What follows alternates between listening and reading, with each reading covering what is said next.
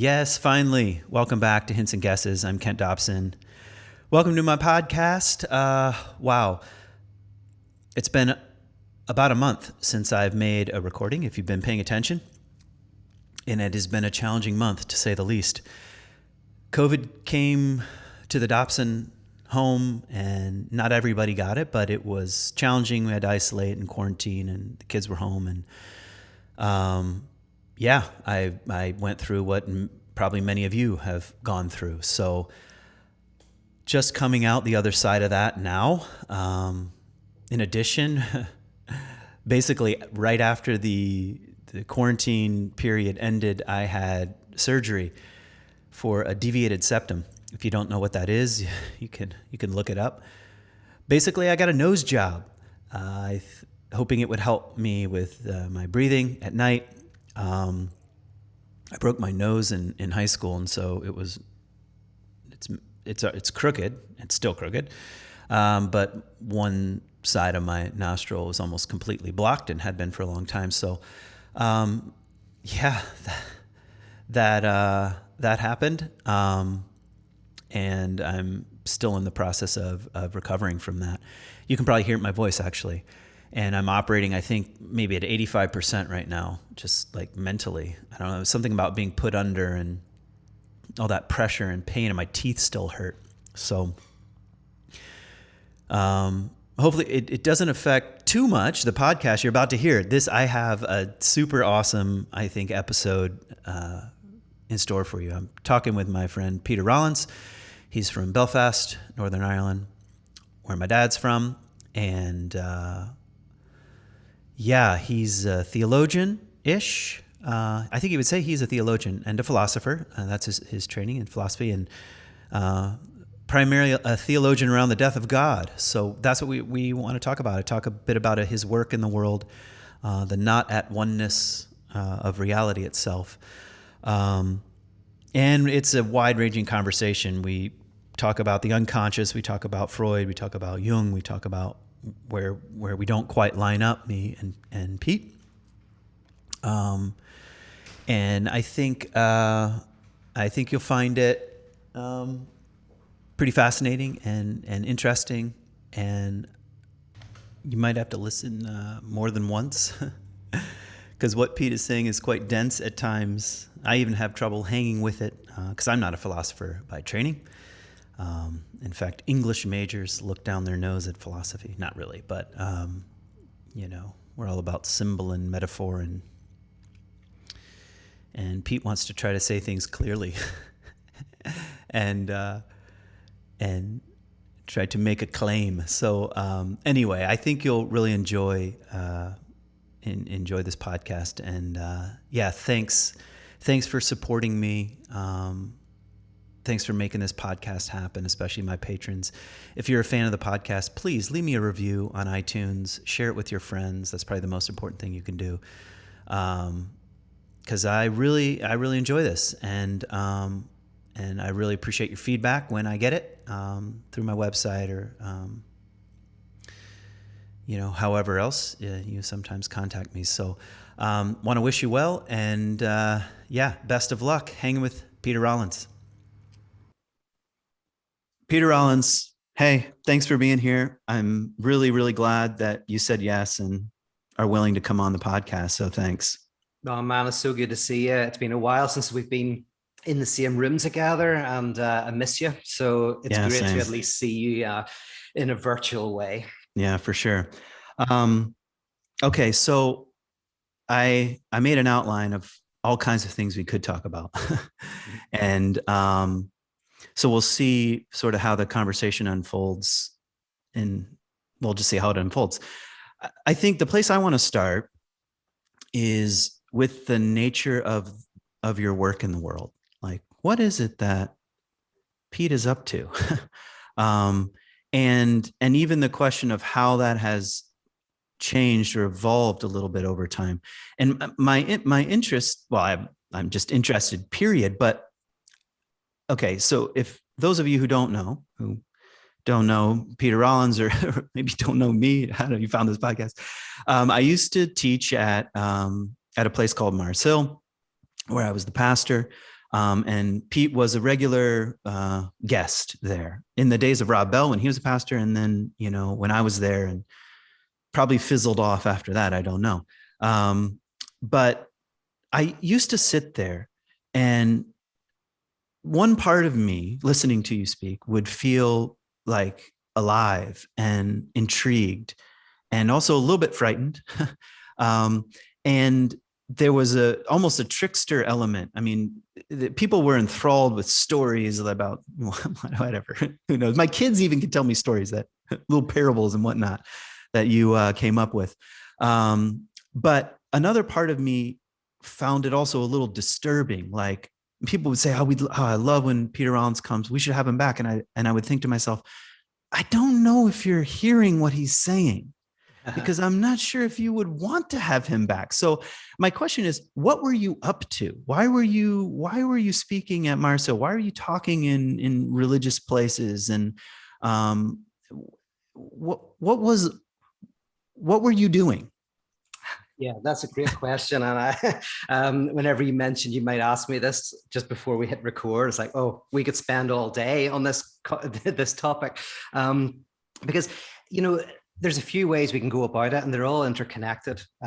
One is at the level of strategy in terms of my work and what I'm trying to get done, and how to reach large numbers of people, what kind of delivery mechanisms to do that. But I'll maybe start with the other side, not strategy, but theory, the theoretical side. Basically, core to the work that I'm doing is this notion that in philosophy and theology is called the death of God, right? So everyone knows this phrase, mostly from Nietzsche, funnily enough. Whenever you say death of God, most people who don't, even if they don't know anything about philosophy, they're like, that's Nietzsche. That's Nietzsche's term. But actually, it's Paul's term. The Apostle Paul is the first one ever, really, in the history of the world, to see something significant in this notion of God dying, which is philosophically at first an absurd concept, right? So traditionally, that God is eternal, unchanging, necessarily exists. So in philosophy, God doesn't just exist, God exists of necessity. God cannot not exist. So the idea of God dying is absurd from a traditional religious perspective.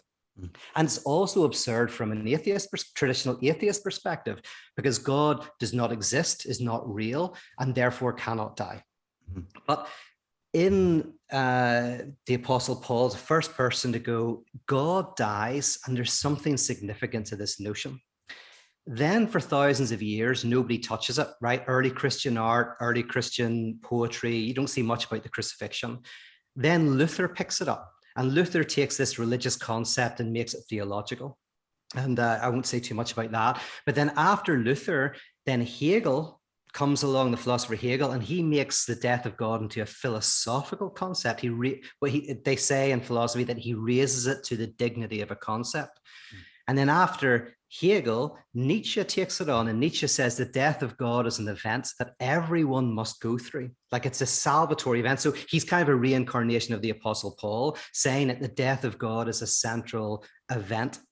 And then into psychoanalysis and Lacan, who takes us on. So I've always been interested in this concept of the death of God. And I'll be very quick here. I know I won't talk too long, but my work, in philosophical terms, this is like saying that reality itself has a type of antagonism within it. So whenever you say, my God, why have you forsaken me? This idea of God experiencing a lack within God and then God dying, this is a coagulation of contradictory opposites, life and death, chaos and cosmos, the highest and the lowest. All of these are combined in this figure of the cross, right? Mm-hmm. This is an absurd idea. And in my work, in the work of existentialism, the work of psychoanalysis, the work of German idealism, is to say that actually reality is contradictory. There is a not-at-oneness of the one. Reality is somehow in antagonism with itself. It has a quantum dimension, right? A quantum undecidability. That's what you mean by quantum, an undecidability. Yes, yes, a kind of like when we think about kind of the double slit experiment in physics, this idea of light having a type of quantum position. Light is wave and particle. Okay. So, and that this actually is an insight into the very nature of reality itself. And then the key is this, that then to be human is to reconcile ourselves with our antagonisms and our contradictions, not to try to overcome them, but to try to enter into a space in which we can find this peace within chaos, this order within disorder. We can find that instead of trying to always overcome our contradictions, we flow with them. And that for me is central to a radical reading of Christianity. It's like in there, this idea of the death of God is actually a profoundly Christian notion. And so speaking about that within a church kind of makes sense, even though confessional Christianity stands opposed to it. Yeah. Okay, there you go. Yeah, see, that's what I'm saying. That was the feeling of dissonance and attraction that I would have just sitting there listening to you. Like, so, okay.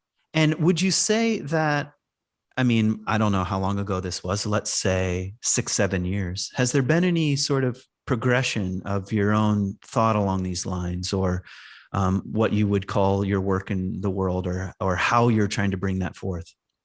Yes, no, absolutely. Now, I would say, although every thinker says this, to be honest, a lot of thinkers don't want to admit that they change. So they say, well, I've deepened my work.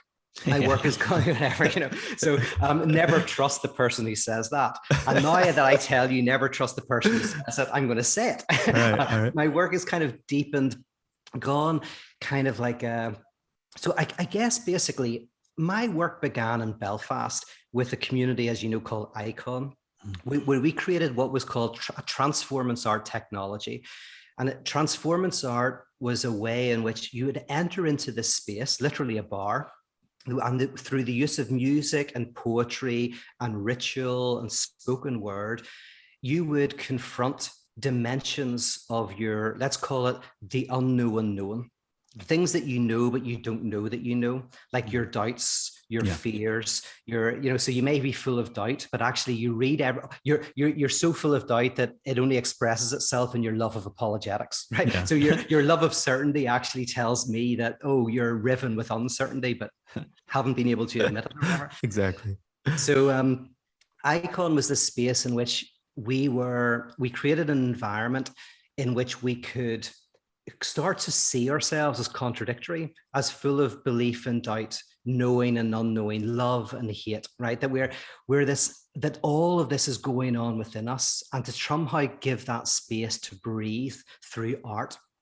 So it was right there in the beginning, but then over the course of 27 years now, what I've been doing is developing that theory, and getting better understandings of how we can help create technologies of transformation, and seeing that in relation to philosophy and theology, etc. So I do think I've been mining the same kind of like pit, the same field, but yes, over the last lot of years, I think I've got to a clearer notion of what I'm doing.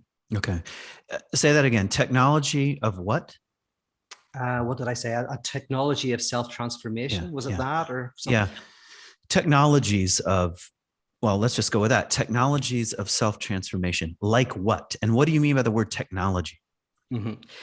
Yeah. So basically, I'm almost talking about like we don't just get better through knowledge. Right. That's or otherwise philosophy. I think philosophy is a type of cure. Actually, I think philosophy, you can study philosophy, it can help, but it doesn't help that much. Just in the same way that I can help you understand why you have a phobia of butterflies, but you still have a phobia of butterflies, right? The knowledge doesn't dissipate the repression and doesn't dissipate the phobia.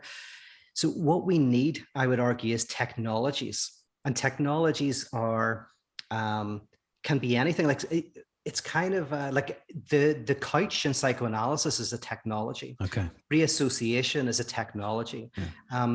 But I would even say any type of liturgical structure, going to the pub every Friday with your friends, playing poker once a month with, with your colleagues, going to the coffee shop, these rituals of life that where maybe we get to talk about, what's going on in our lives. They can be forms of technology of change. Mm-hmm. So I guess by technology, I simply mean a systematic, a kind of like, yes, a systematized set of practices designed to have a result.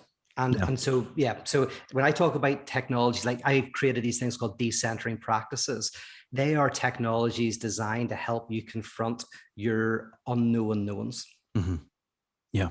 Yeah. Okay. So I'm with you. In a sense, these are some, I've never used the word technologies, but the sorts of things that I'm into, just in terms of my own practice and also helping to invite others into: dream work, active imagination, long wanders in wild places, fasting in wild places, certain kinds of counsel or speaking in group. These are technologies that have a certain aim to them. Would you say that the aim is to experience then the death of God? I mean, I don't want to just summarize your work in one sentence, but is that the aim of them? The aim of I would say the aim of the correct technologies. So we interestingly in society, we have lots of technologies designed to help you avoid confronting yourself. Of course, like all of them. Yeah. So all of them, basically going to a nightclub, whatever. We've got lots of technology for that. But you're hitting the nail on the head for me, is that I think and I think psychoanalysis is a technology for confronting the death of God, which means, I'll say this in philosophical terms very quickly, is Hegel, the philosopher Hegel, who's central in philosophy and central to my work, he comes up with this conclusion. And by the way, I won't say how he worked it out, and let's even bracket out whether he's right or wrong. Let's just say the statement is, he says that the end of history, he calls it the end of history, is a moment that's happened or will happen when we realize that none of us are undivided, that all of us have an unconscious, basically, that there is no leader who has the answer. There is no other that we can abdicate our responsibility to. And he calls this the end of history, is the point when we run society in a way in which we don't abdicate our responsibility to some sovereign leader, where we realize that we are all in this together.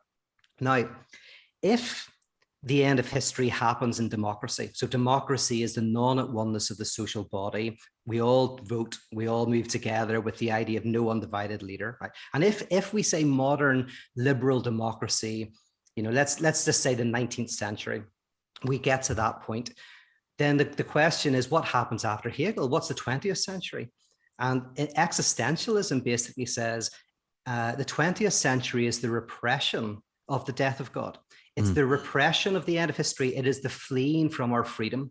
It is our fleeing from the terror that we have to take responsibility for our actions, that there is no one way forward, whether we should break up with a person or stay with them, or go to war or stay away from war to look after the people we love, or whatever, that there's no one can make those decisions for us, and that we actually are terrified by our freedom. And so we want to renounce it and give it away as much as possible. That's the 20th century. You're saying that's the 20th century. We're giving that away to whatever, autocratic leaders or ideologies or religious institutions in their present form or whatever. Okay.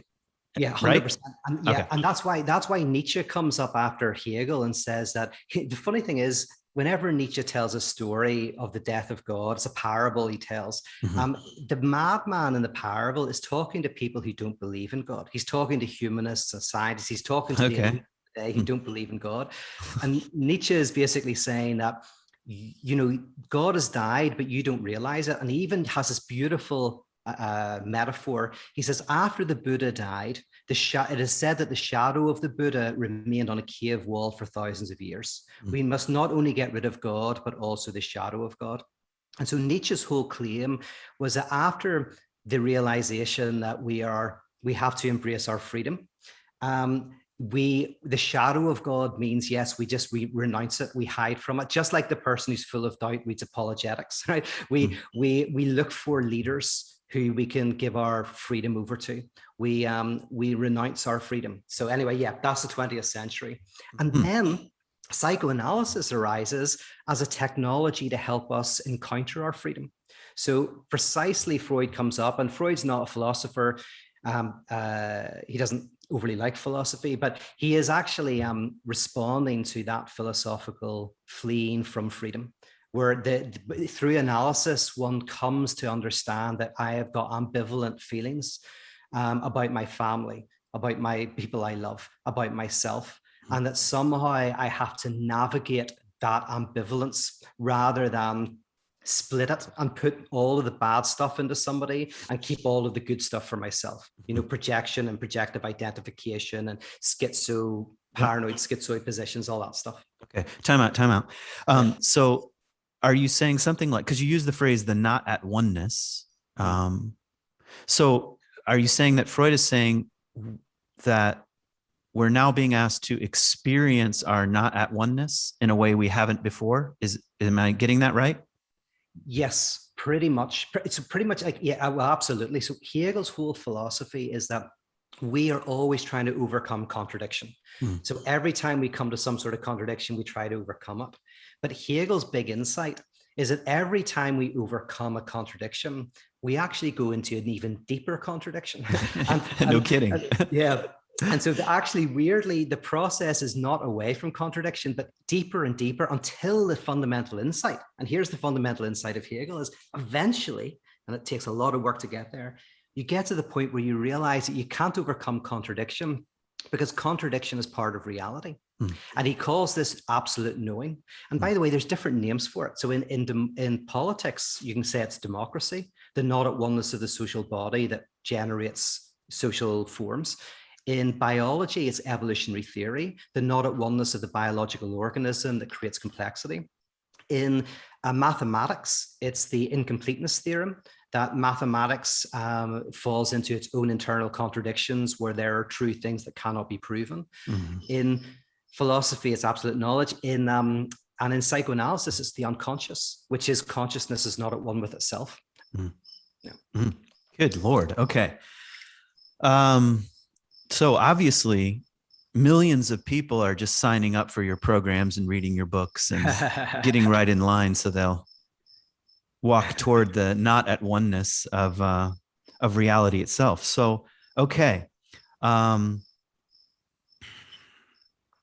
Now, like many things were occurring to me as you were speaking. I'd like to kind of go backwards a little bit because something was happening in Christian circles. I don't know if you would consider, well, you were in and out of Christian circles. It doesn't matter how you might identify yourself, but you and I were both speaking inside the container of Christianity, at least for a while. So what do you make of what people are calling the deconstruction of faith?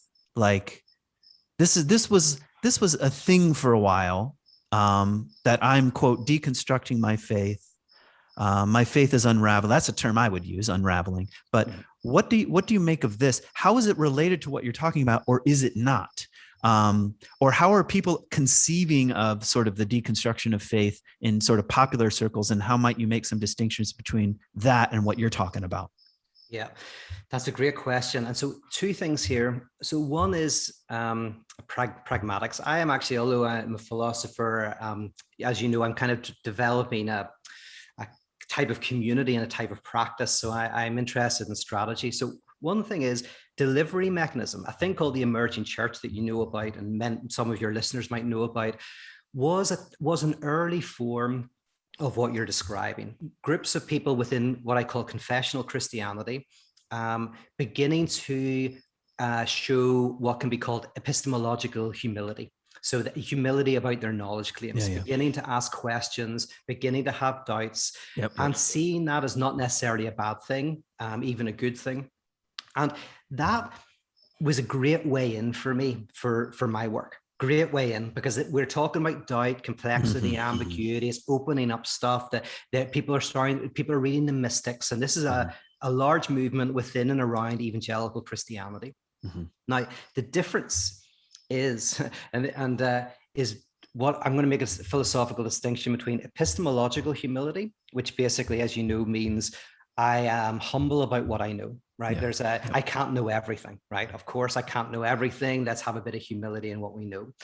And what's called ontological humility, or unknowing, and ontology meaning the nature of reality itself. And basically, there's a move that I want people to make is that, and it sounds crazy to say it, but it's the difference between Kant and Hegel in philosophy is, of course, there's things that we don't know and we'll always be learning.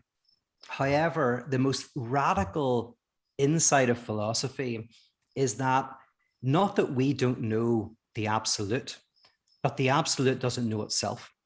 That God is not unknowing or unknown, God is unknowing. God is not just unknown to us. There's something about ultimate reality that is undecidable, that is quantum. And that's the move I want to make. And so I was able to kind of enter into what's called these deconstructive communities within evangelical or confessional Christianity, but ultimately it's not enough. And I'm trying to kind of like move from an epistemological unknowing to an ontological unknowing. And that's where parotheology comes in. Do you want to kind of should we unpack that a little bit more? Or? Well, I mean, I don't know how we can just leave it there. Yeah. So go ahead. Great. Well, yeah. It's kind of like, so for a lot of people, they start to question it's almost like you can question your faith, or your faith is a form of questioning. Those are two slightly different things. So to question one's faith is to think faith is a set of beliefs, and you have a certain kind of like position towards it of uncertainty. Now, by the way, that's not what religion is at all. This is where I'm very conservative. I go like, if religion's anything, it's people giving themselves 100% to something that they don't know intellectually, right? So if you have belief, but it's not like love, you don't really love someone if you're not willing to kind of give up everything for them. There's something very destructive about love. If you're able to walk away from somebody very easily, it's not really love. In the same way with religion, for whatever religion it is, if you just kind of think about it as this is the way I see the world, it's not really that sense of this is something that I'm going to sell everything. You know, like St. Francis of Assisi getting rid of even the clothes that he wore. There's something very radical about religion, and Soren Kierkegaard understands that. Kierkegaard is very much like religion is a demand. It demands everything like love. So how do you reconcile this? How do you reconcile fundamental unknowing about reality with this fundamental commitment? But my argument is that we can come to a knowledge of something that is fundamentally unknown, that we do come to this understanding that that A does not equal A, that reality is in a sort of antagonistic relationship with itself, and that's a knowledge claim. And faith for me is about living that contradiction. And by the way, that's what Kierkegaard means. See, just as an aside, the reason why Kierkegaard is so interested in Abraham and Isaac, right, is Kierkegaard hates the notion that religion is a wisdom tradition or an ethical tradition, right? Kierkegaard says, say what you want about Jesus, but don't ever say that he was wise or ethical, right? They're like swear words, like, you know. Why is he so averse to that? Because you're probably about to say, but go on. Oh yeah. Well, and this will bring us into, because this is where I think some maybe differences between us will kind of arise, hopefully productively. But his meaning is that there's something about religion that is a projectile, not a projection. There's something about it that destroys our notion of what is right and wrong, good and bad, wise and unwise, who's in and who's out. This is a very Lutheran notion, actually, is that there's something, always foolishness. There's a foolishness and a scandal to religion that's actually central to it. It's not that the scandal and the foolishness is not its mistake. That's actually its highest purpose. And that's incredibly hard to think, right? That's incredibly hard to think. That's why confessional Christians reject it, new atheists reject it. That's where the one thing they find agreement in is either, Christianity is absurd and that's why you should reject it, or it's not absurd and that's why you should accept it. Kierkegaard says Christianity is absurd and that's exactly why you should accept it, right? That is a very counterintuitive position to take initially. So why was I saying that? Oh yeah. So when Kierkegaard says that Abraham is the father of faith, what he says is Abraham is not a wise man or an ethical man. He starts off fear and trembling by saying that no preacher could make that story into a story of ethics or wisdom, right? Yeah. Like, as in, if someone in the congregation, it's appalling. It's appalling. Yeah. It's appalling, right? Yeah. And so if someone in the congregation said, well, I heard a voice saying I should kill my kid, the pastor who just preached the sermon would say, go to the police, right? Or go to the psychiatric unit, right? Yeah. So Kierkegaard starts, and by the way, he starts wonderfully provocatively by just pointing that out. His desire is just that you, the reader, goes, this is an insane, unethical, and foolish story. Absolutely madness. And then he goes, so why is he called the father of faith? Why is faith connected with a story that is fundamentally unwise and unethical? Now, there's lots of people who have tried to make it into a wisdom and ethical story. There's lots of very explanations. Exactly. Explanations, But Kierkegaard says, well, what if what makes Abraham the father of faith is he believed that he was going to lose his son and that he wasn't simultaneously. He was able to hold these two positions somehow together, life and death, chaos and cosmos. That somehow this person in the story, in the whatever, is able to somehow both have these, and that's what Camus calls the absurd. And then basically that leads to the notion that faith is a commitment to the absurd. It is a commitment to a central contradiction within reality, and that is symbolized by the crucifixion, where God dies. But there's a lot in that, right? But yeah. Oh, dear Lord. Okay. But you can start to hear why I'm a little bit concerned about kind of Jungianism. Yeah, you might. Because before we talk about Jung, because that would be interesting. So let's talk a little bit more just about the word unknowing. Because one of the things that you, skipped a little bit in your brief history of humanity, were the mystics, actually. Yes. And so where do they fall in? Where's a book like The Cloud of Unknowing or John of the Cross? Because so John of the Cross says something interesting. He says that eventually God weans us from God, which I think is not, maybe you might want to make a distinction between what he seems to be saying, which I think is a fundamental unknowing. If you want to get close to God, it's time to enter the fundamental unknowingness of life. Or the Cloud of Unknowing would say the same thing. It's time to enter the darkness. It's time to forget even concepts at this point. So what's the relationship between some of the mystical seeds that were planted? Because first of all, my understanding of a mystic is someone who's come to experience something, and of course they're writing about it in some sort of like poetic way, but they're not philosophers in the sense of they're trying to work something out.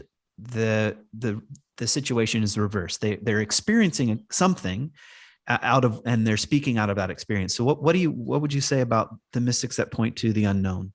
Yeah, absolutely. So mystics were very important to definitely a lot of my work, especially my first book, which is very influenced by my work. And so I would say, the greatest of the mystics here are people like St. John of the Cross, Meister Eckhart, Suda Dionysius. They're central in the unfolding of what we're talking about. Now, if I was to be kind of controversial or be reductive for a second, because sometimes you have to be reductive to say something in 5 minutes. I do a thing called Atheism for Lent, as you know, and Atheism for Lent is an attempt to bring people through this experience of, you try to overcome a contradiction and you enter into a deeper contradiction, right? So the whole point is, over the 6 weeks, you move through these different types of contradiction until you get to an endpoint. Now, if I was to chronologically put the 6 weeks into 6 positions, let me try and do this. And it's going to sound a very strange chronology because some of these movements are going to be in the present, some of them in the past. Right. Fine. Yeah. But move 1 would be religious Christianity, or religious religion. So let's call it superstition even, where God is a being like us. God is some supreme intelligence running the universe. So that's that position. Then I would say new atheism, and what we see as new atheism is a type of a rejection of that. A rejection of that. And it's a weird rejection because in a sense it kind of like yes, it's the antithesis. It draws out the contradictions within it at its best. At its best, new atheism actually like succeeds in critiquing that entire position. Mm-hmm. Then after that comes the standard mysticism that we know, which I think takes on all the new atheist critiques, accepts all those new atheist critiques, and then, but yet draws out then this other dimension of what's called the beyond of being, right? This otherwise than being. So that's the third. Then I would say out of that comes the materialist, or the masters of suspicion, people like Marx, Feuerbach, Freud, whatever, because they then critique, they kind of like draw out a critique of mysticism. Mostly one of their critiques of mysticism is simply that the more out there God is, then the less interest that is to real life and real justice and real mercy. And so a lot of them kind of talk about what religion's really about is actually very human things. It's about how do we feed people, how do we look after each other. So they move into that. Then there's the existential theologians, people like Paul Tillich. And then finally we enter into some contemporary debates in people like Slavoj Žižek and whatever. So what I would say is the mysticism is part of this movement of kind of like this contradiction. Yeah. But I would say this, and this is what makes it not like something in the past, is the best of every movement isn't limited to one point in time. So the greatest of the mystics like Meister Eckhart and St. John of the Cross, I think perceive some of these things that we're talking about right now. But historically, I think its importance was in, you almost go, a lot of the mystics do have this notion that God is not understandable because God is a hyper-presence. God is a oneness, a wholeness that contains the all and everything. And that is slightly different from what I'm saying. Yeah.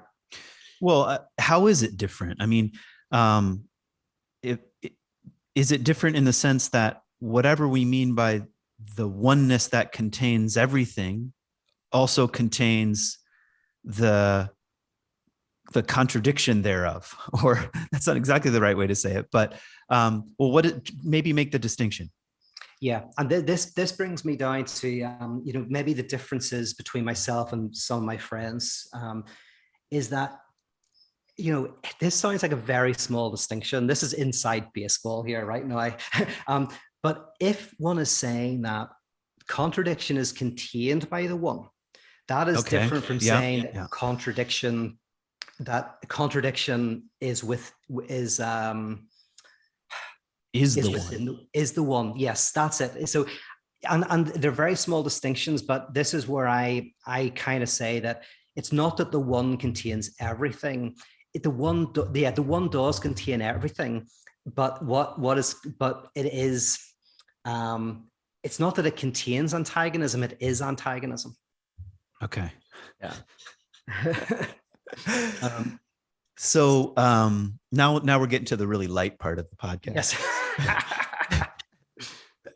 Okay, so it's almost like the difference between Einstein and Niels Bohr in some respects. Like Einstein, when he said God does not play dice, like to simplify, he's basically saying that this quantum undecidability has a deeper structure. There cannot be a type of incompleteness that is reality. There has to be a deeper structure. And Niels Bohr comes in and says, no, reality is not at one with itself. That Okay. that's the deepest insight. Like there is no, that's the greatest insight one can have. And so this would bother the new atheist or the sort of secular humanist, besides many others, in the sense of, well, we just don't understand it yet. Whatever the one is, we'll get to the point where the next Einstein will have the right equation and the map will become clear.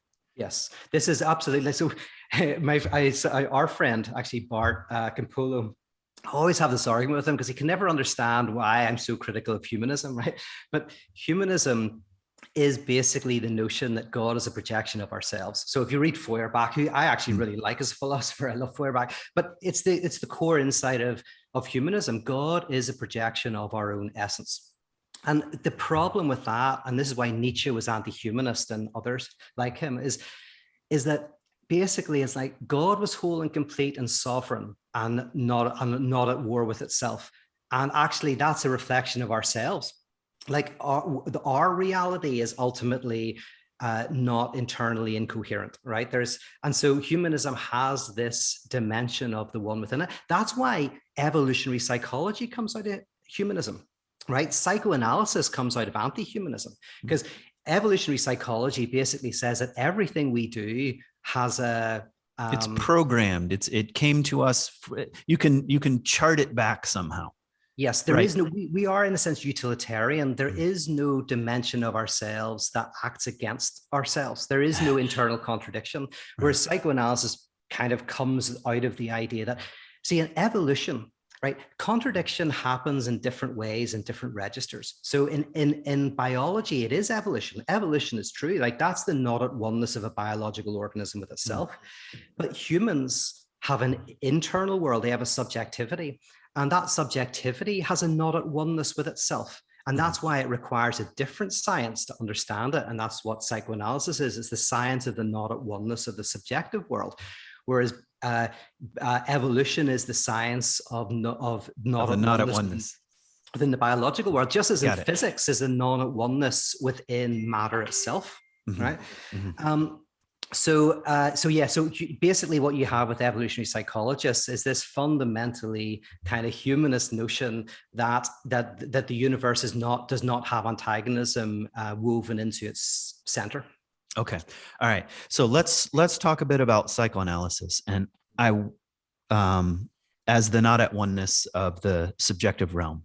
Yeah. Because this might take us to the doorstep of Freud and Jung, and if we get out of the way we're speaking here, me personally, my own personal experience of beginning to be dropped off into the realm of the unconscious. So what is psychoanalysis? What is the unconscious? Why would we need to pay attention to this? Does it even exist? Yes. Brilliant. Yes. So and this brings us to, as we've talked about it as well, my very close friend and podcast partner has recently started studying Jung. Okay. Time out. You can say more about that, but this is my plug to listen to the Fundamentalist podcast. And I'm not just saying that because Pete's on my podcast right now. I'm saying the Fundamentalist podcast is fantastic. It's interesting. It's challenging. The topics that are covered are provocative. It's funny.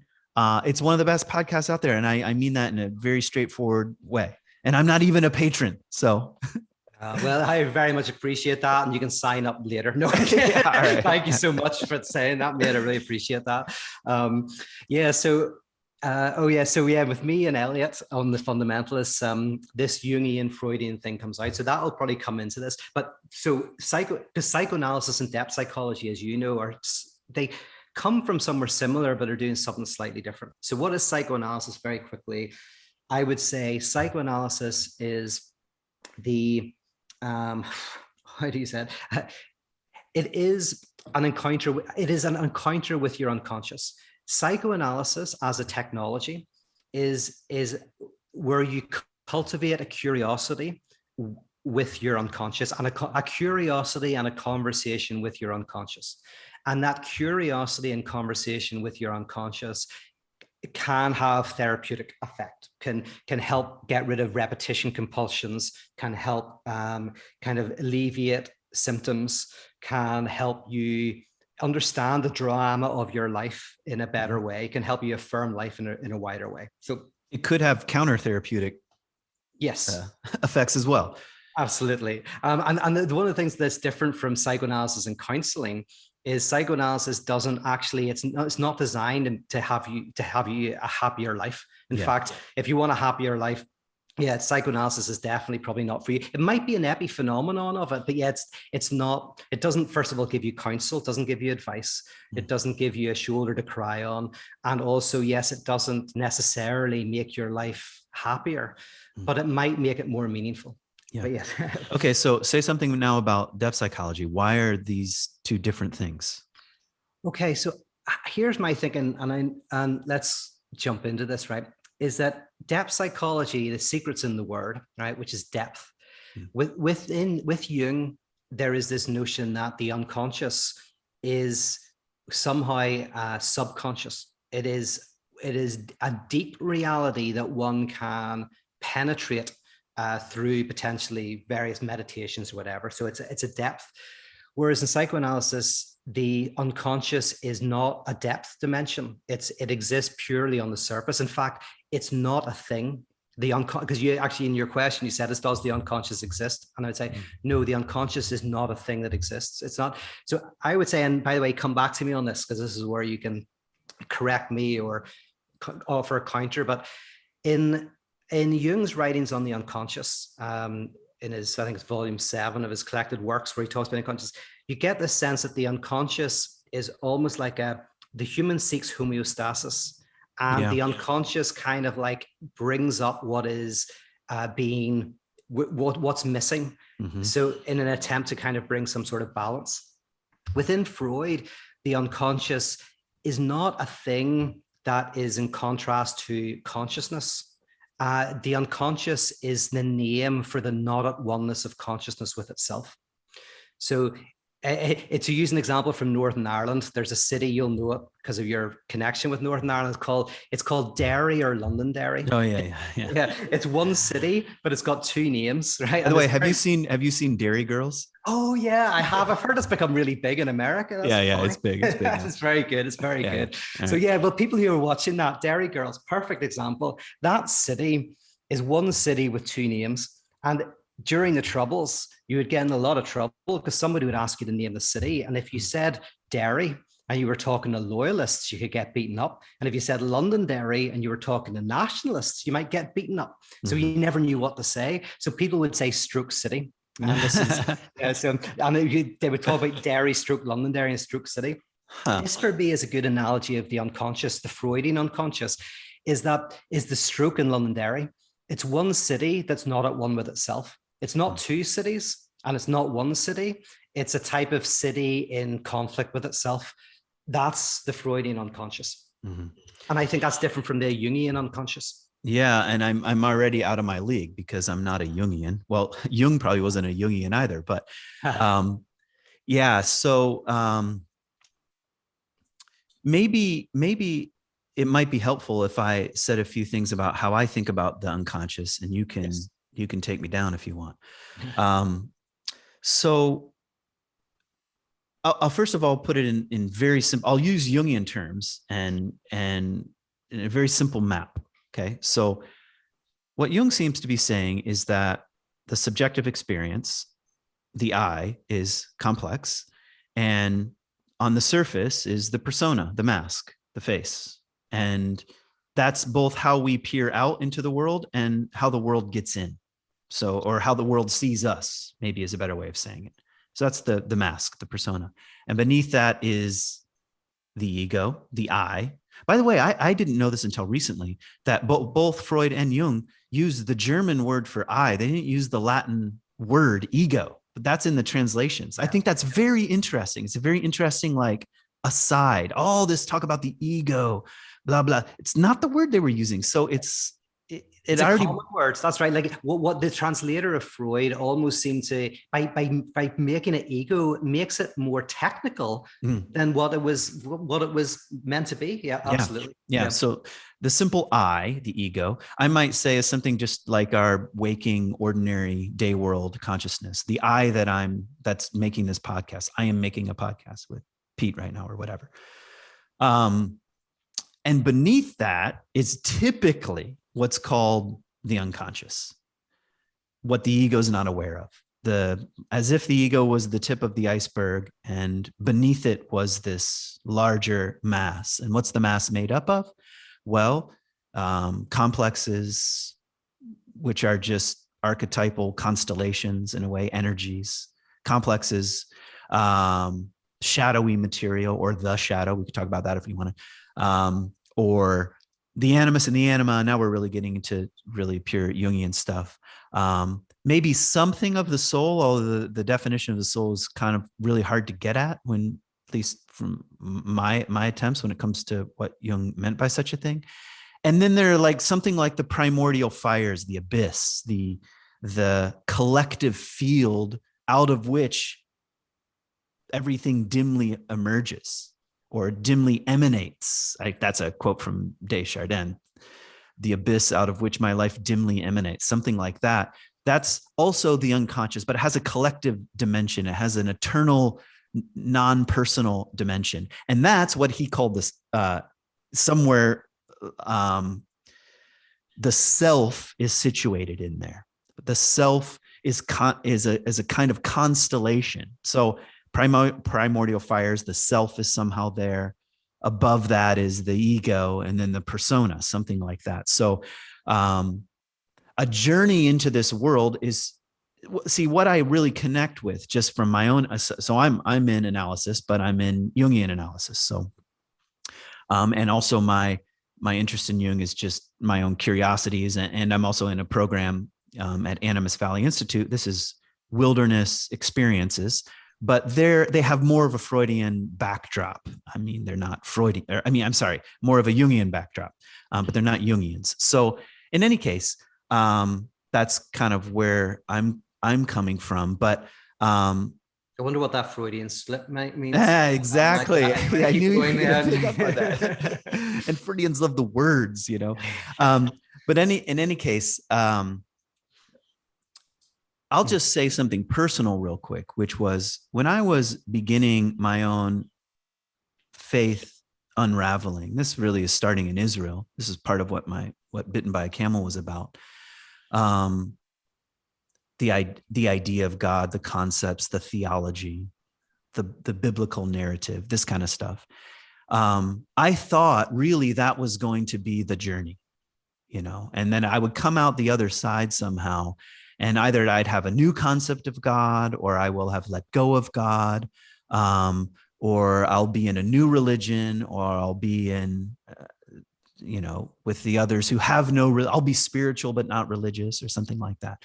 But what happened is that through dreams initially, I was dropped off into the world of the unconscious, into the world where whatever I meant by I was the thing that I was experiencing massive confusion around. So I'm not just purely interested in this conversation because I want to, have an academic sort of discourse on it, but because I felt like what you were saying about psychoanalysis, confronted by a reality. And the reality was in part my own internal contradictions. I don't know what I mean by I, and what are the fuels and energies that make up this experience of the thing that I'm calling my life, which doesn't even feel like my life on a certain level. So that's just a little bit of a personal side. So back to my very rough elementary outline of what the unconscious is. So what did you hear, and what do you not like?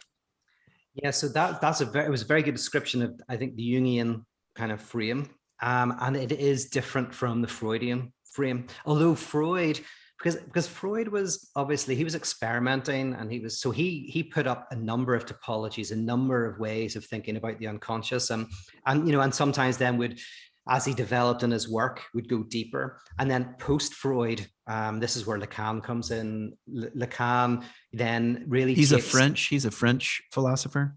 Yeah, French or primarily psychoanalyst or psychoanalyst. Yeah, but psychoanalyst. he's the philosopher psychoanalyst because he was so clever. He's your saint. He's your patron saint. He is kind of, yeah. Yeah. The philosophers really took to Lacan because Lacan was, but he drew out the philosophical implications of the Freudian revolution. Okay. But yeah, so what is it that's different? And without then even just contrasting, let's contrast for a second, and then people can choose the one they like more. They're going to choose your one because your one sounds cooler than what I'm about to say.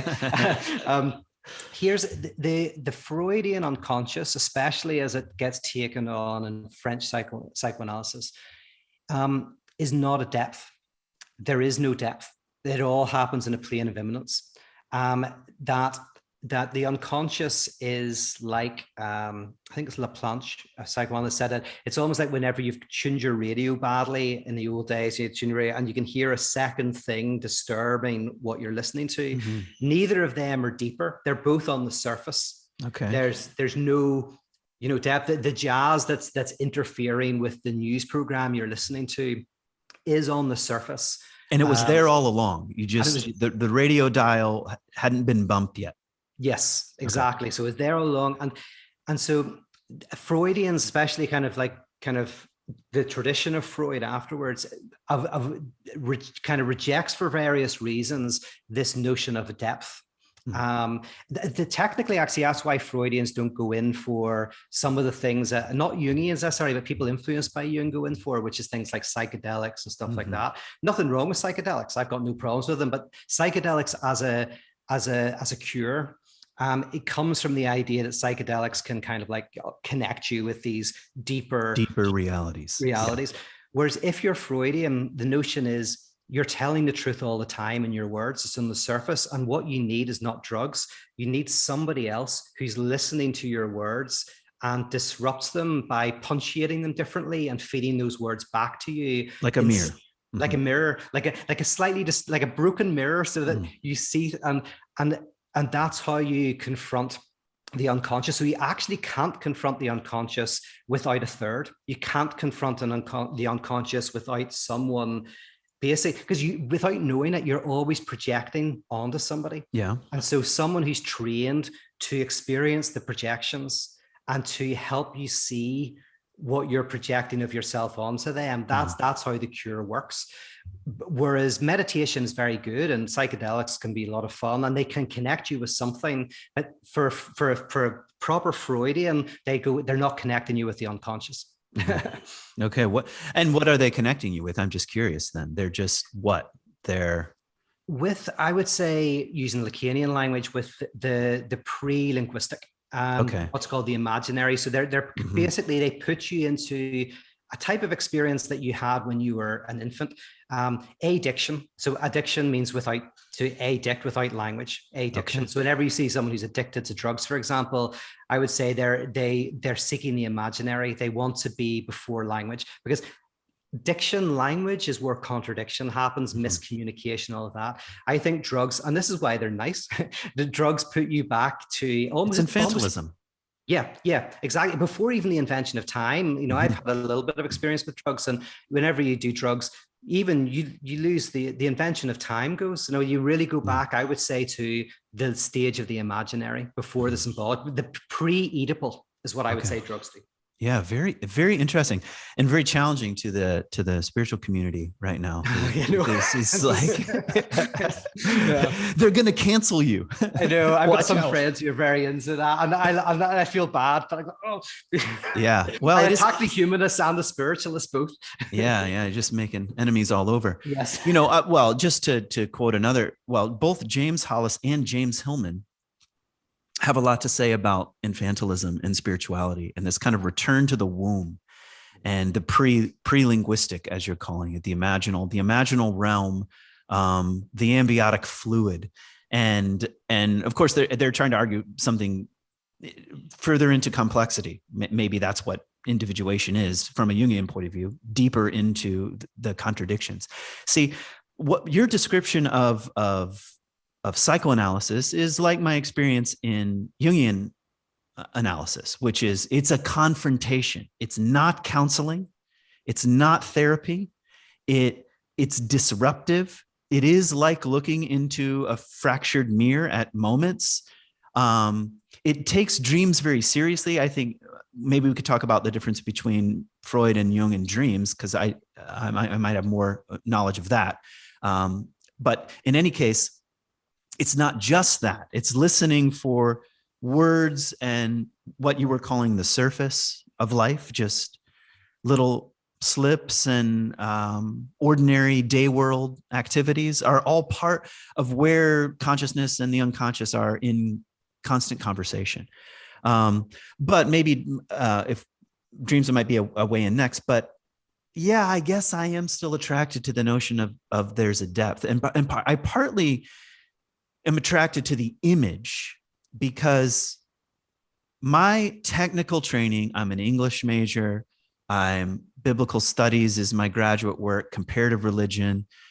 So myths, stories, rituals, they seem to give this kind of, they seem to have an imagination for a depth journey. I mean, it's hidden in the stories. So part of me wants to say, okay, I understand what you mean about the static, that everything just is, and it's a matter of the radio dial. But I think one of the reasons why people, I mean, so what do you make of people saying, I want to go on a deeper journey, for example? Because part of me just says there has to be some truth to that, because aren't they saying the skimming across the surface of my life is not working very well, and I'd like to be dropped down? So, or do you just say, well, those are nice metaphors? How do you respond? Yeah, this is it. And okay, I'm going to say something. Well, this isn't controversial because you'll know this, right? But so in psychoanalysis, there's basically three buckets. And these three buckets are, depth psychology might not use these, but kind of psychoanalysis, almost three fundamental structures. Now, in psychoanalysis and in depth psychology, I think, I'm pretty sure, DSM stuff, just don't lie, it's ridiculous. Pseudoscience. No, yeah, it's just like DSM. It's a joke. Yeah. But the funny thing is, the only thing, and psychoanalysis radically treats people as a singular, because you can have the same symptom, but for very different reasons, et cetera, et cetera. Right. Anyway, but there are three buckets, and they are neurosis, perversion, and psychosis. And depending on whether you're a neurotic, a pervert, or a psychotic, you'll have like a different relationship to contradiction and lack.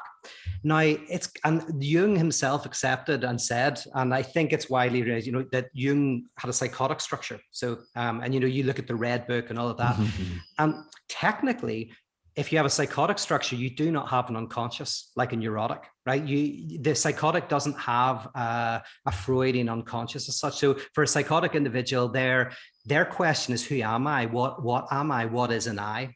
Yeah, that's more like me. Yeah. There's not that you're a psychotic, because a lot of that's what you're saying, Pete. You just called me a psychotic.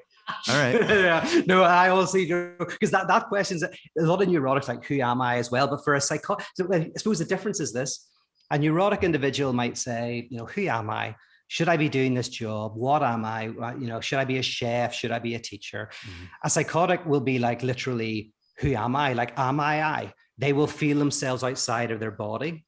They'll feel themselves, maybe they're reading a book. Okay. And I don't know what you're talking about, I swear. Okay. But they might find themselves in the book or in the corner of the room, you'll touch themselves. So their boundaries of selfhood are very, fluid to such an extent that they can disassociate, all of that kind of stuff. I think that a lot of what Jung is addressing comes from that experience of what a subject is, and a lot of his stuff about depth comes from that experience. But you're asking me, what do I think about the depth analogy? Why am I so concerned about it? Here's the thing. Okay, here's more of a technical difference then. I think one of the best critiques of Jung is by the anthropologist Claude Lévi-Strauss, and he's canonical, one of the greatest intellects of the 20th century. But he wrote an essay in his structural anthropology called what's it called? I think it's called The Structure of Myth. Okay. But basically what he argues, and this is the two positions on myth, and I think this brings into sharp focus the difference between the Freudian and the Jungian. And it's why and by the way, all the stuff you said about Jung and in Jungian analysis is right. I think Jung and Jungian analysis can do all of the things that I'm talking about. My issue is that I think Jung started off on the right path, obviously, and then I think went a bit on the wrong path. And so the best of Jung is in there. But and I'm the other way around. I'm like, finally, the red book. Now we're talking. I want to delve into the red book a lot more. But he is that for Claude Levi-Strauss, a myth. You can read a myth in two different ways, basically, or you can read language in two different ways. Diachronically and synchronically. Diachronically means that language or myth a word like, let's say, a serpent has a meaning, and that meaning goes back in time. And you go back and you might not be able to get back to the original meaning of that symbol, but that symbol has this, what's called diachronic. Over time, it's developed and it's come to its form. Synchronic means that language gets its meaning, not from some chain that goes into the past or into the depth. Language gets its meaning from how it's related to other words. So it's that synchronically, how it's synergized in terms of where it's placed in the signifying chain. Jungianism tends to see language diachronically, and I would say non-structurally, right? So non-linguistically. And that leads to notions of, like, if you have an image of a rat, a good example is a rat might kind of connect deeper and deeper, different layers into your past, but then into maybe some collective meaning of rat, which then goes into something we can't actually access, but it's touched. But when Freud looks at the rat man, which is one of Freud's kind of early case studies, rats, its only meaning is in relation to other signifiers for the individual. So this is like why association becomes so essential in Freudian psychoanalysis. Okay, all right. Yes, 100%. Yeah, because you made a joke about that where you said, why are words so important for Freudians? And you're right. Everything's about signifiers. Everything's about signifiers for Freudians.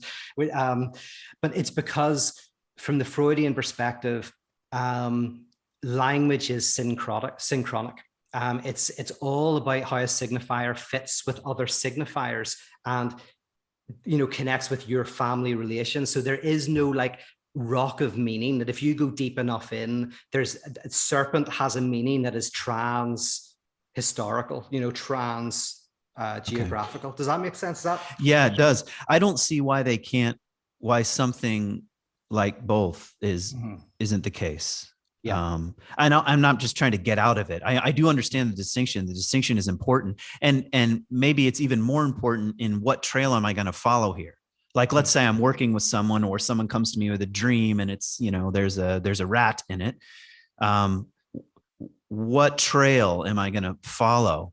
But it does seem to be like one of the things that I don't like just on a surface the first time I'm really thinking about this or hearing it put this way, about the sort of relational connection of words is actually has something to do with what's going on right now in our culture, that words are simply social constructs and their only meaning is in the social construction of things. Because there's something I find that's like slightly unpalatable about that to me, especially the way people use it now. And in a crass sense, it seems like you can sort of construct your own sort of map of meaning around the words that you use. I say the word means this. Okay. So there's something about following the thread of its pre-linguistic elements that seems to, it's like something of a color or an energy seems to come from somewhere. That's at least my initial response to what you're saying. No, and by the way, I have very similar concerns. My PhD is in post-structuralism or postmodernism, but I'm very critical of at least of how postmodernism has taken root within, especially America, and and I'm not a postmodernist. I'm not a post-structuralist. That's what my PhD is in, but that just means I know it. It doesn't mean I am it. I'm very critical of it, and so yeah, I have a lot of. I share the same concerns as you. The difference, by the way, is because I think what you're talking about is very important political issue, and an issue that's very fascinating. But if we bring it into the clinic for a second, Okay. In the clinic, it's almost like I want to figure out, and this is why, by the way, Freudians or post-Freudians use the term signifier all the time rather than word, because so a signifier is kind of a word, but it's divorced from meaning. So if, for example, I'm sitting down with you and I realize you don't do very much, right? You sit around, don't do very much. You work at a train station and you collect pens, right? These three things, right? And I notice that as I'm talking to you, the word stationary comes up a lot. And I'm like, oh, you're very stationary.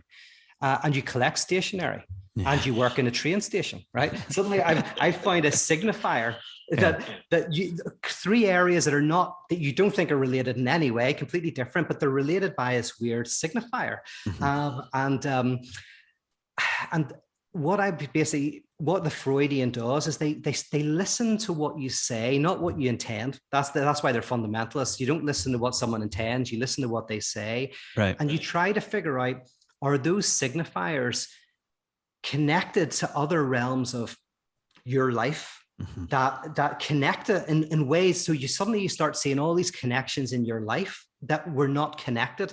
And that's what I mean by kind of like paying attention to the relation of words to other words is what you start. So with the rat man, in German, the word rat is ratten. I think it's connected to something about money, and it's connected to all these. So what basically Freud found out is this guy who was obsessed. He'd heard about this torture where they used rats, I think, to eat the insides of prisoners. And he was in the army, and his superior told him this story. And then he became obsessed with his father and I think his partner having this torture done to him.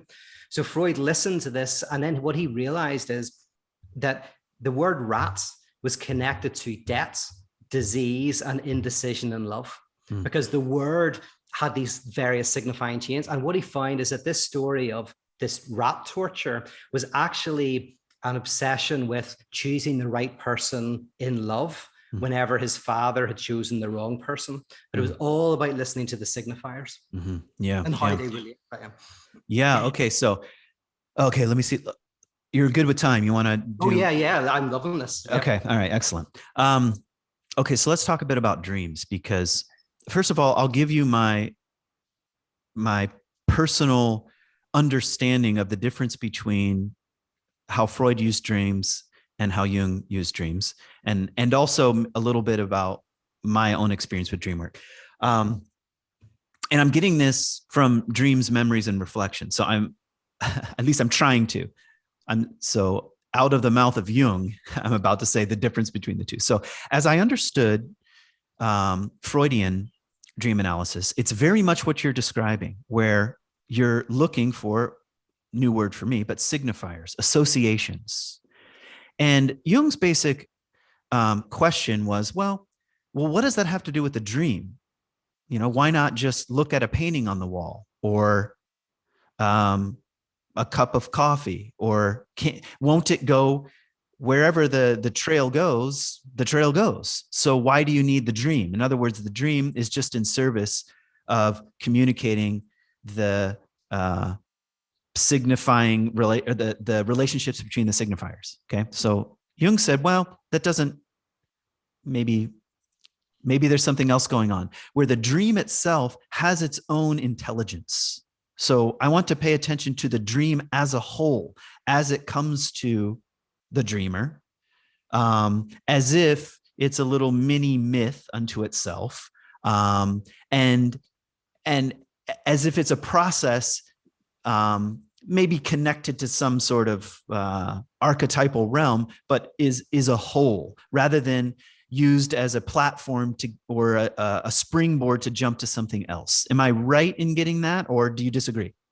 No, I think you're hitting on something which, if I put it in slightly different words to see if this is the same thing, is that, for Freud, the dream is, there is no one behind it. There's no message being communicated. There's nothing like that. It's purely an eruption of associations and significations that, whereas for Jung, I get the sense that he thinks that there is a type of something deeper being communicated. But my first question is then who's doing the communicating? Well, he would say the self. His answer would be the self, and then you would say, well, what the hell's the self? Yeah. So, yeah, I think something like that. Although my experience in dreams is not that they are messages, like as if there's a dream maker that says, okay, tonight when Kent goes to sleep, I'm going to cook up this strange fantasy and his mother's going to be involved and the cat's going to be involved. And the message is get a new cat and, disown your mother. Not like that, but but it should be listened to on its own terms as a kind of internal story that's creating certain tensions that disrupt the ego, both the waking ego and the dream ego, the I in the dream. So I'm going around doing this, I'm going around in that the structure of the dream itself and the content of the dream and the images and the scenarios and the characters are meant to have a certain effect on the I and a kind of disruptor to the I. And does that make sense what I'm saying? Yeah. Are you saying like the almost, because I remember Freud or Jung once wrote, but I haven't read I've only read some of his stuff, but he said that the in the dream, a type of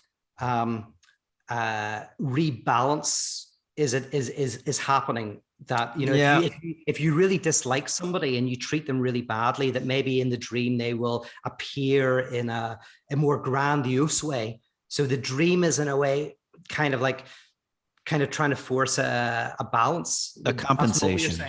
Yeah. Well, there is an element to what Jung is saying, that dreams offer kind of compensations for day world or waking consciousness. And that's disruptive, of course, to the ego if that's really happening. But it makes it sound like that the goal then is balance. And I don't think that's what Jung is saying. I don't think there's this harmonious at oneness. I think it might be closer to what you're saying, that there is a fundamental not at oneness to the nature of being, that there are such massive internal contradictions that they can't be dispelled or eliminated. And so growth looks like greater and greater awareness or integration of these disparate parts that don't seem to be even part of me. And this is what I find interesting about dreams, and which is why, sometimes I feel like the simplest way into any of this is to start paying attention to your dreams. Yes. Yeah. Because they don't play by the rules. Whatever you want to say about them, they don't play by the rules of society, of myself, of my own ideas, of nothing. So start paying attention. But anyway, one way of thinking about it is like this, that the characters in the dreams are manifestations of my own unconscious coming to me in forms that I recognize. And I would say they don't have anything to do with, or rarely, like someone from the day world. I have a dream about you. It's not about you. These are just manifestations of the unconscious that are coming to me in forms I can recognize. But they are elements of who I am. Mm-hmm. And they need attention. And that's what I think is that's the simple invitation for like Dream Work 101. This is part of who you are that needs attention. Now, you could say the attention that's needed is there needs to be a conversation between whoever, the Pete of my dreams and the I. Or it could be that the energy is contained in a character. So let's say I have a dream of a lion. I'll just make this up. I have a dream of a lion that comes out of the woods and he's got a, whatever. He has a certain kind of energetic quality that the I in the dream finds repulsive or scary or dangerous, or I'm in love with it, doesn't matter. But this would be an image of something that needs to be integrated, or at the very least, I need to be in conversation with this hidden element of who I am. So what do you think about that? Yeah, a dream work, it's very difficult and complicated. So I've, wrestled with Freud's dream work for a long time, and my own dreams. The dreams are incredibly difficult to decipher. It's why, again, you need often another person to help you free associate and to help you kind of And the subject's supposed to know. By the way, a little aside is I had a dream and I told Elliot the dream, and he went away for a second, came back with this knowing look on his face. And I went, oh, I know what you're thinking. You're thinking the dream means this. And then I kind of laughed to myself because Lacan talks about the subject supposed to know, right? You imagine someone else knows the interpretation of your dream. And then I associate it with what they're thinking, but it's actually what I'm thinking, because Elliot wasn't thinking anything. He just came out from the bathroom thinking about something completely different. And I was like, oh, you think X, Y, and Z. And he's like, I wasn't thinking anything. So I was thinking it, but I wasn't allowing myself to think That's it. right. It's it is funny whenever someone says, I know what you're thinking. And then they say something, it's a very good way of telling what they think, but can't allow themselves to think. But yeah, so dream work is very tough. Because one of the critiques of Freudian dream work, which is a good critique, and I think Freud would accept it, is that dreams don't actually, whenever you decipher them, often tell you anything you don't know, right? So that's a very Freudian notion, actually, is that dreams will often tell you that you're unhappy with your relationship, but you didn't need your dream to tell you that, or that you want to move to a different country. But again, that might not be that unconscious. Mm-hmm. But what the dream can do is what for Freud, what happens is our affect, it just detaches from an idea, so that I cry over an advert that has a lion in it. You mentioned lions, right? There's a lion bar, something. I see a lion getting hurt in an advert and I cry uncontrollably. But then through association, I go, oh, lion makes me think of brave. And I often thought of my father as brave, and my father died in this particular way. And I realized that I'm crying over the death of my father, not over this lion in the advert. So dream work for me can sometimes help us see stuff we already know, but actually help us realize that our affect, our emotional life is detached from those dimensions of ourselves. So yeah, I don't know, but that's part of dream work for me, is that you kind of like come to know things that you already know, but you might come to realize that you've detached yourself emotionally from those aspects. Well, I guess I would say, that's right on. That's part of what dreams do. And this is probably where you might just part ways with Jung altogether, because he says sometimes dreams are also an encounter of the deep self. And Jung has a famous dream where he's in the middle of London and there's a magnolia tree. It's like dingy and dirty, and there's a magnolia tree. And he realizes this is the thing this is the myth of my life. And this is after years of making mandalas, and, this is just post Red Book, all this, what he called the confrontation with the unconscious. And so he experienced a kind of image of a deep meaning. I think that's probably the best way to say it. A deep meaning that was his life. See, and that's very much different than, he kind of already knew that, but he didn't really know it. And he seems to be saying that every once in a while you get what we could more simply call glimpses of soul, or glimpses of the deep self, that inform you on the level of meaning in a way that, in a way that association might not. So am I making sense?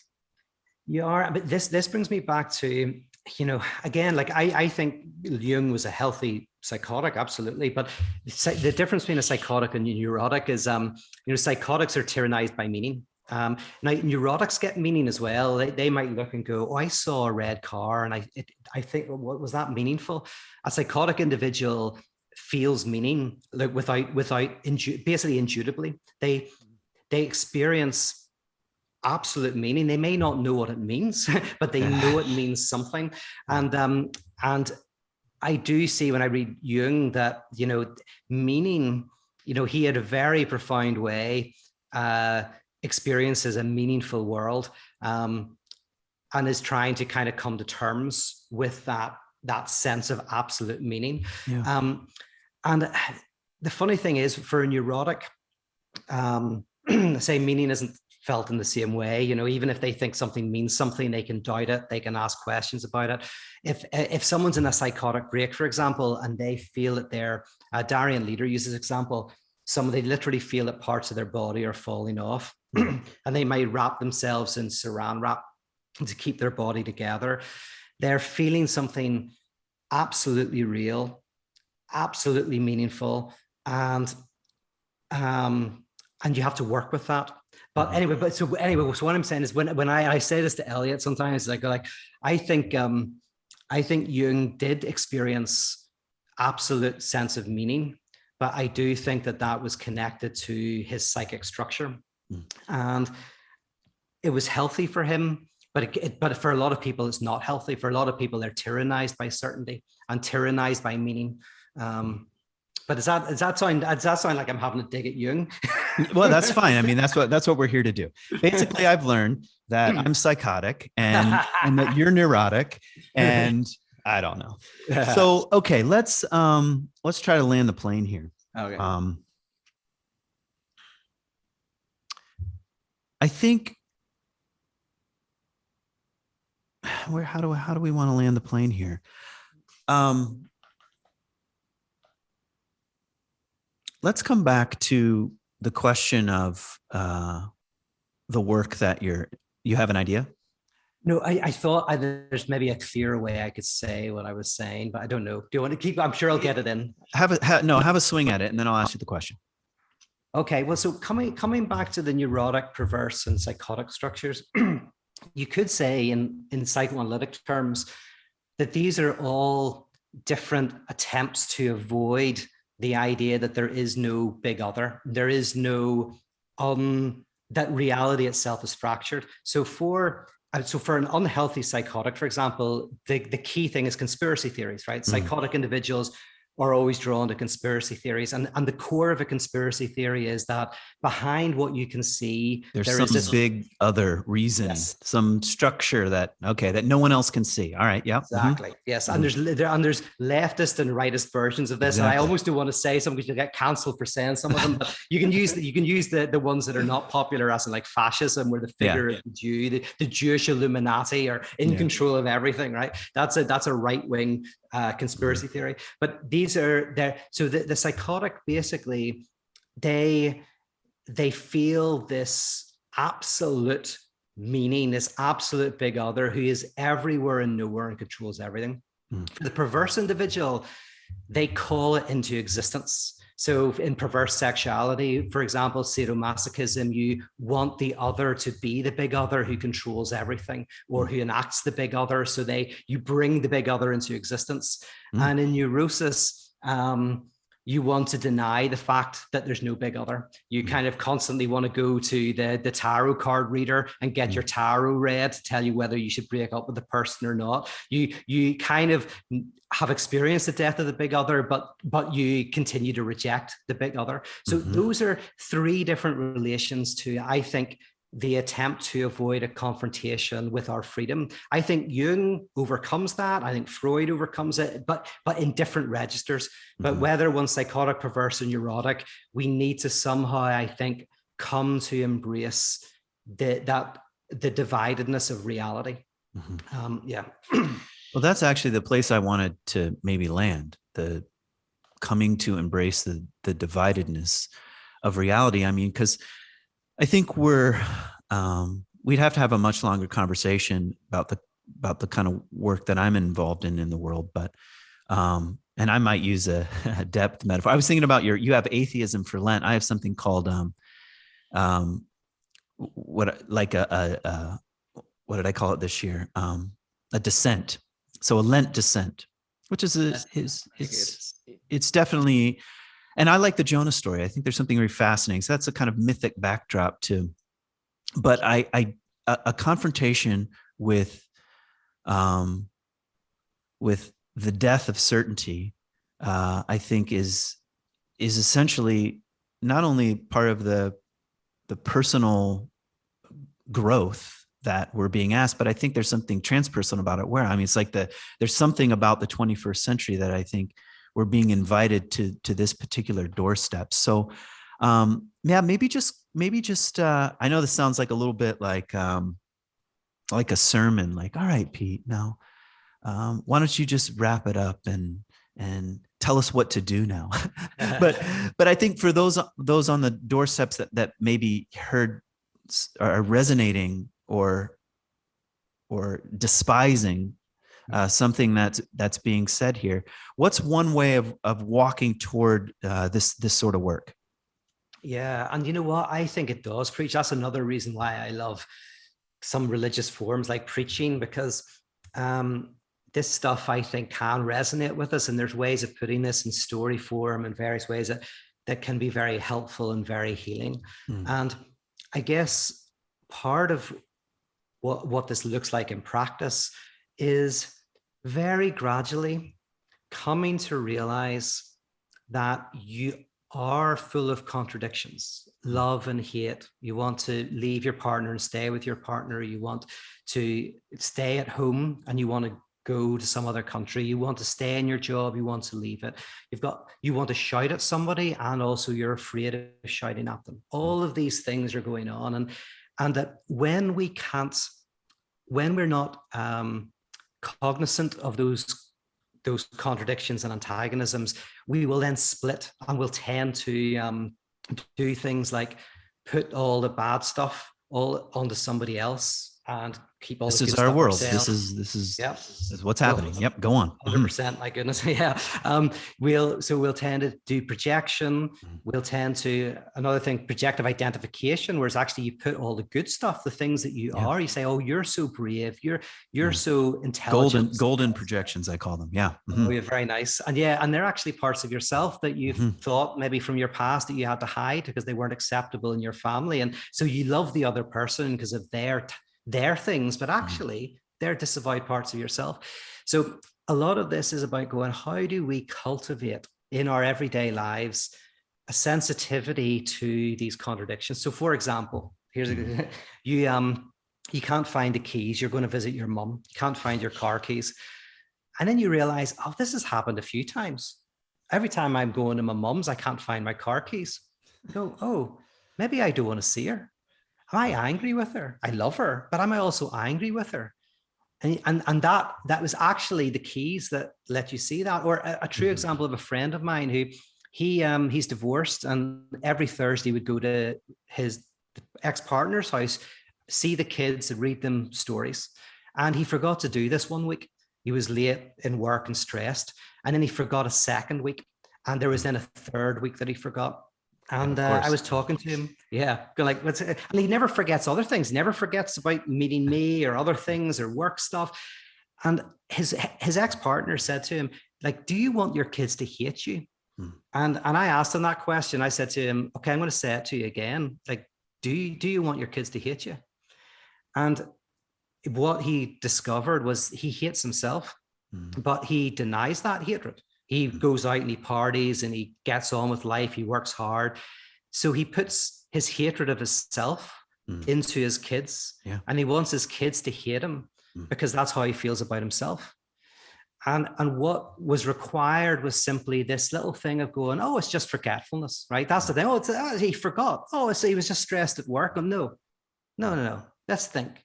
Is that saying something that's disavowed? And I think if we can cultivate this curiosity with our lives, it'll both be fascinating. You'll learn more about yourself, but also you might find yourself being able to breathe a bit more and to be able to live a little bit better. Yeah, I might add one word to it, because I think in spiritual-ish circles, people often will use a word like authenticity, especially if they're coming up out of a religion or something. They're like, well, I wasn't my authentic self or something like that. But what you're describing is the experience of the authentic self, the part of you that hates yourself, that can't look at it, and is unconsciously creating a scenario in which you experience the hatred, but in the form of, I'm going to make my kids hate me. That's really like very earthy and ordinary and gritty. That's a kind of gritty spirituality. But you can breathe, like you can, if you can get close to that, say, actually, I hate my mom. I'm resentful. I guess that's why I can never find my keys. It's like, all right, I'm back down to earth. The wings, my Icarus wings melted a little and I descended. So something like that. I had one very quick example, because I had this with my guy I was living with. So one of my friends I lived with for a couple of years. And we were, we lived together. We were very good friends, but, sometimes I wouldn't see him for a while. And one day he said, "Here, Pete, will you meet us for coffee at Verve?" And I was like, "Yeah, absolutely. Let's go for coffee, hang out." And I put it into my GPS, and it's like 35 minutes away. I'm like, why does he want to go 35 minutes away in a drive? But I drive to the coffee shop, and then I buy coffee. And actually, I also buy some food, which I rarely do in a coffee shop. I usually just get a coffee, buy all this food. And the moment I pay for it, I'm like, I wonder if there's a different Verve that's closer to where we live. And sure enough, I look it up, and there's one right round the corner, right? Yeah. And so again, my first thought is, maybe I don't want to meet him, right? Because, why did I only figure this out when I was pot committed, bought all this food, whatever? And then that allowed me to go, oh, there's a tension in my relationship with him. And I go like, oh, that's something we should probably talk about. And so just that act that anybody might just go, oh, that was just a stupid mistake. You go, sometimes a stupid mistake is just a stupid mistake. Sometimes a cigar is just a cigar. And sometimes it's a penis, right? Sometimes it means something. And it's that cultivating that. And I think one of the things that we can definitely find agreement in terms of this is that in our culture, there's this notion of people saying, "What do you believe?" As if we know what we believe. It's a very strange thing to me. It's like someone's like the idea that someone would know what they believe. We expend so much psychic energy to protect ourselves from knowing what we believe, right? And it actually coming to know what you believe is a very, very painful and difficult thing. And I love that verse in the Bible: "You shall know the truth, and truth will set you free." In the sense that perhaps religion at its best is not about believing a certain set of things, but helping you to come to know what you believe, knowing your truth. And as you know the truth, it sets you free. Because a lot of psychoanalysis is literally just confronting you with what you believe. Like, oh, I don't believe in ghosts. But then as soon as the lights are out and I hear a tapping on the window, I think there's a ghost about to eat me, right? I don't believe there's sharks under the bed, except at night, right? And you go like, so you do believe there are sharks under the bed? Let's not try and do cognitive behavioral therapy and stop you from thinking about sharks. Let's go, what do those sharks mean? What do they mean? What are they telling you about your belief that you don't even know you believe? Yeah. There you go. Well, it's been a joy. Well, I enjoyed it. It was good for me. Oh yeah, I enjoyed it so much, man. I've loved this. This is fantastic. Always love chatting. All right, I'll hit pause here, but just thank you so much for coming on, and just really appreciate it. Cheers, man. Yeah. Bye-bye.